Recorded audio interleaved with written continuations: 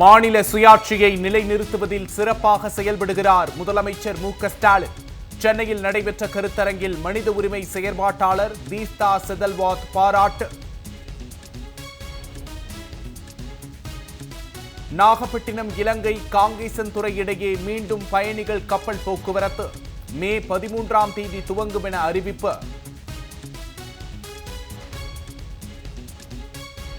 அமலாக்கத்துறை கைது செய்ததை எதிர்த்து டெல்லி முதலமைச்சர் கெஜ்ரிவால் தொடர்ந்த வழக்கு உச்சநீதிமன்றம் இன்று விசாரிக்கிறது.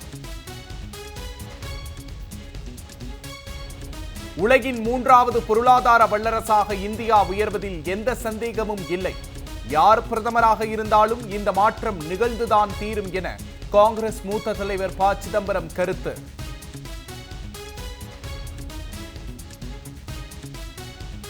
சுட்டெரிக்கும் கோடை வெயிலால் வறண்டு காணப்படும் நீர்வீழ்ச்சிகள். குற்றாலம், கொல்லிமலை வரும் சுற்றுலா பயணிகள் ஏமாற்றம். கோடை விடுமுறையை உற்சாகமாக கழிக்க சென்னை மெரினா கடற்கரையில் குவிந்த மக்கள்.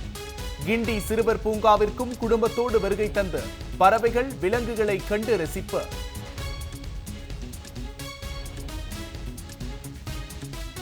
சுட்டெரிக்கும் கோடை வெயிலிலிருந்து தப்ப பழச்சாறுகளை நாடும் மக்கள். பழக்கடைகளில் அலைமோதும் கூட்டம்.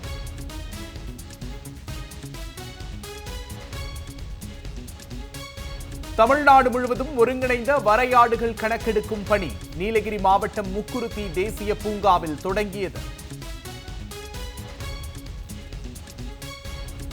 உதகை அரசு தாவரவியல் பூங்காவில் வரும் மே 10ஆம் தேதி முதல் 20ஆம் தேதி வரை மலர் கண்காட்சி.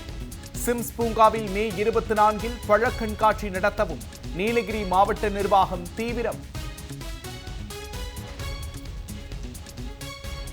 முன்னாள் பிரதமர் தேவகவுடா மகனும் முன்னாள் அமைச்சருமான ரேவண்ணா மீதும் பாலியல் குற்றச்சாட்டு.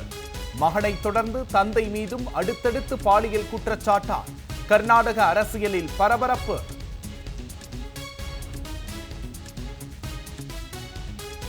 கர்நாடகாவின் சிவராஜ் நகர் தொகுதிக்குட்பட்ட ஒரு வாக்குச்சாவடியில் மறு வாக்குப்பதிவு தொடங்கியது. மணிப்பூரில் வன்முறை சம்பவங்களால் பாதிக்கப்பட்ட 6 வாக்குச்சாவடிகளில் நாளை மறு வாக்குப்பதிவு. ஆபரண தங்கத்தின் விலை சவரனுக்கு 240 ரூபாய் குறைந்தது. கிராம் 6740 ரூபாய்க்கு விற்பனையாகிறது.